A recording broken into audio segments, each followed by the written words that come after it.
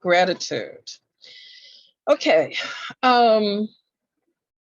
I think it's important to develop a daily gratitude practice.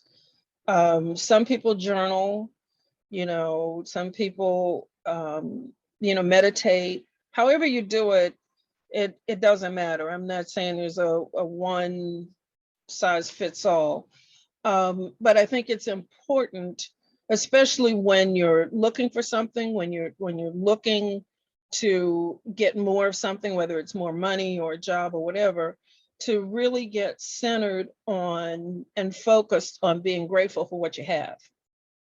Because I believe that when you do that, it creates space for you to get more. That and making your bed creates space for you to get more. So what are we talking about? Everybody talks about gratitude, and maybe you don't really know what that is. So let's have a definition. So Dr. Robert Emmons, who is considered the world's authority on gratitude, says this: gratitude is an affirmation of goodness in one's life. So it's goodness in your life, and the recognition that the sources of the goodness lie at least partially outside the self. So this is not a pat on the back, this, because, oh, wonderful you has done so much. It's not about that. It's being thankful for what you've already received. And it can be, if you really don't know what to be thankful or grateful for, you can start with, you got shoes, you've got a place to live, you have running water, you've got food, you have a job. Maybe it's not the one you like or the one you want. You've got money. And maybe you say, well, it's not enough. I've got more month than money, but you do have money. You've got enough, so being grateful for what you have opens and expands the universe to give you more.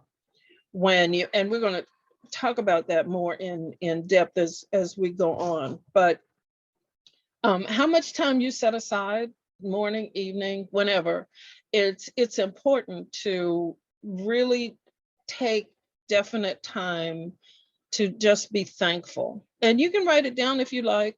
One suggestion, something you may want to think about doing, is writing down one thing every day that you're grateful for, just one thing, and putting it in a jar. And then at the end of the year, say at New Year's or Thanksgiving or whenever you want to do it, open the jar and read all the things that you've been grateful for throughout the year.